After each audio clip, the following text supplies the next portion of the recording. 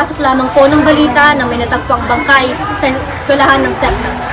Narito ang mga estudyante upang magbigay ng pahayag sa nangyari. Ano po sa tingin ninyo ang nangyari sa biktima? Hindi po namin alam, basta po nakita lang po namin siya nakahandusay dyan. Ano po sa tingin nyo ang motibo upang gawin ang krimen na ito? Narinig ko lang po lagi siya nakahabos ng lalaki. Opo, tapos ano po kasi, balita lang po lang Paano nyo po nasabi na ganoon ang ugali ng biktima? Ano po, lagi po siya may kasama. Tapos wala po siya lagi sa klase. Sino po sa tingin nyo ang lagi niyang nakakasama? Sila naman po lagi po kasama ang best friend niya po. Walang din po kasi yung best friend. Maraming salamat po sa impormasyon. Hanggang ngayon ay patuloy pa rin ang pag-iimbestiga ng kapulisan at hinahanap kung sino ang may sala sa krimen.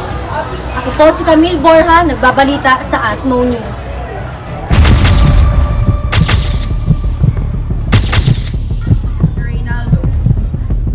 Mr. Rinaldo!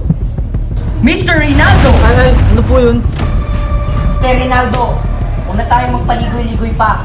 Ikaw bang pumatay kay Miss Charlie de Guzman, ha? Hindi po. Hindi po talaga. Nakita ko lang po siya nakahandusay sa may lupa. Eh, kilala kang basagulero sa lugar ninyo. Paano mo nasabi hindi kang pumatay sa biktima, ha? Hindi po, nagbago na po ako. Eh, kung hindi kang pumatay, anong ginagawa mo sa lugar na iyon, Mr. Carlos? Nakatambay lang po ako habang naninigarilyo nung hapon na yun. Eh, kung nandun ka sa lugar ng krimen, may nakita ka bang kahina-hinala na kasama ng biktima? Opo, opo. May nakita po ako. May kasama siyang babae. Maaari mo ba siyang ilarawan? Morena. Mahabang buhok. Nakaputing damit, nakapantalon. Maaari mo bang ituro kung sinong nakita mo? Opo.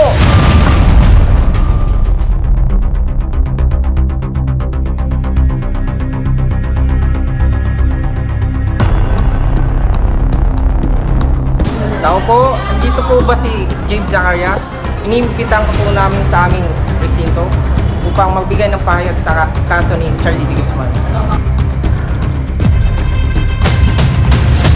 Siya ba ang tinutukoy mong pumatay kay Miss de Guzman? Opo, siya po. Base sa salaysay ni Mr. Rinaldo, ikaw daw ang huling nakita ni Mr. Rinaldo sa araw na iyon. Tama ba ito? Opo, nakita ko po siya. Tapos, dumadaan lang po naman kami dun eh. Kaya ano, pinagsasaksan niyo po agad yung kaibigan ko. Wala naman po kasi kaming ginagawang masama eh. Pinagsasaksa. Eh, kilala mo ba kung sinong pumatay? Opo, yung lalaki po na nandito. Siya po talaga yung pumatay eh. Kung totoo yung sinasabi mo, bakit kung nandun ka nga sa lugar ng krimen na iyon, bakit hindi ka pinatay ng suspect? Bakit fingerprint mo ang nakuha doon sa patalim na ginamit sa pagpatay sa biktima? Ano po kasi, wala pa talaga ako dun. Uulitin ko, Miss Zacarias. Bakit hindi ka pinatay ng suspect nung nandun ka sa krimen na iyon? Eh bakit hindi ka nagulusan ng araw na iyon, ha?